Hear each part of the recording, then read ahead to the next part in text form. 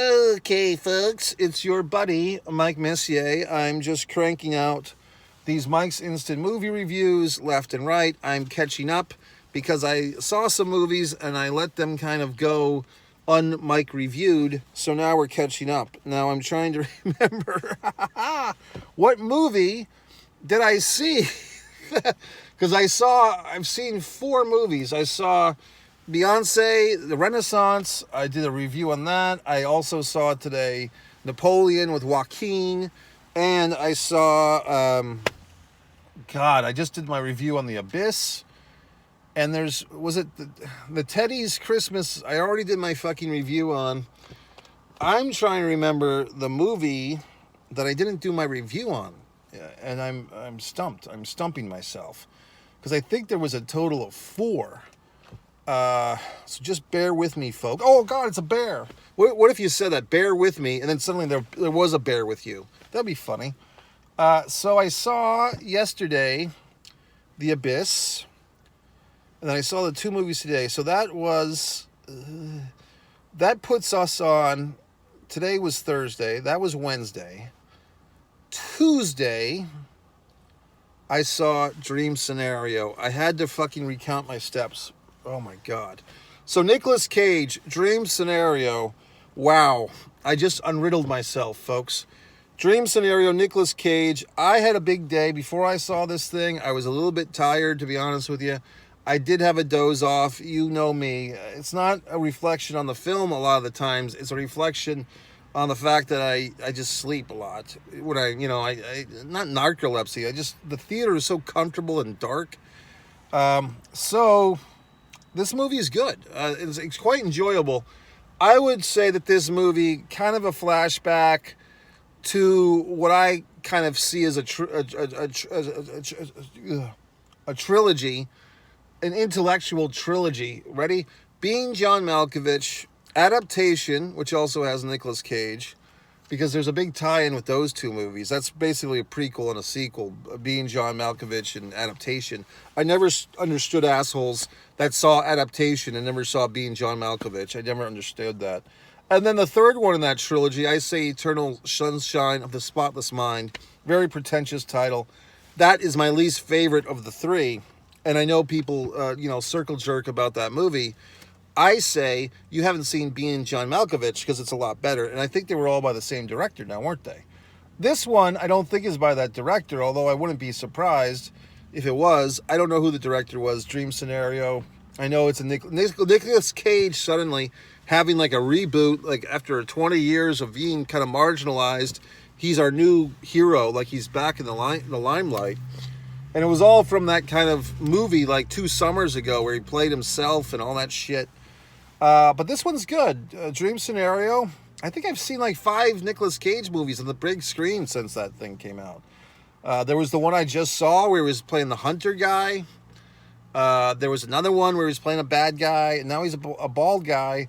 And he's a gentleman, a professor, who suddenly finds that all these random people that he knows, people that he doesn't know, they're all having dreams about him. Now, I will just get to the chase of this. Should you see it, should you not? I'd say if you like Nicolas Cage, if you like those movies I mentioned earlier, The Malkovich, The Sunshine of the Spotless Mind, The Adaptation, this is kind of that ilk, the quirky ilk. I felt like this movie was very much in that train of thought. So if you like those movies, this one's original enough. You could have seen and liked those movies. This one's like that, but of course it's unique. That's why those movies are good, because they're unique. This one's like that in its uniqueness and its quirkiness and its whatever the fuckness. What else? I don't know. I mean, men will be men. Obviously, there's a chance for this guy to sleep with a younger woman. So we explore that issue.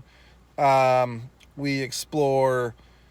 what I would say is the big thing of this is like I saw this kind of as a social commentary. Like when you are dreaming... How I saw this was that the people that are dreaming about the professor, Nicholas's character, Nick Cage's character, they're dreaming about him, but he's just observing them. And he's observing like horrible things happening to them. So someone's walking around in the woods getting chased, and they see the professor like just kind of hanging out, like looking around. So I saw this as almost like he is interpreting what people, his point in the world, his place in the world is that he's not really contributing. He's just a voyeur to chaos, a voyeur to tragedy, a voyeur to suffering, as we all are. We get on social media, we twit, we Facebook, we do all this crap, but we're really not helping. And folks, I've been, you might have said, well, gee whiz, Mike, we really want you to give your opinion on Gaza and Hamas and Israel. We're waiting for that opinion to come out. Well, I have not had an opinion because I really do not have an informed opinion. I have a guttural reaction of sadness and terror for all the people involved on, I hate to say that term, both sides. But I mean, it just seems horrible in every which way. I have no solution. But I do have this observation.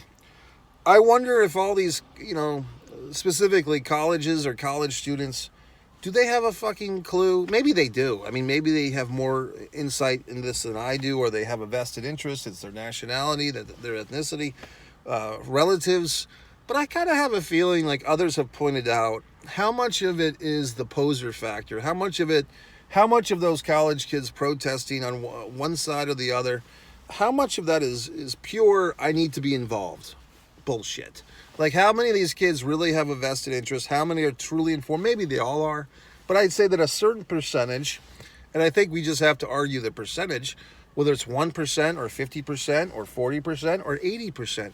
How many really don't have an informed opinion or a true passion for that issue, but they're going to these protests because they feel the need to be involved with a protest, or they feel the need to complain or argue with somebody? Do you see what I'm saying?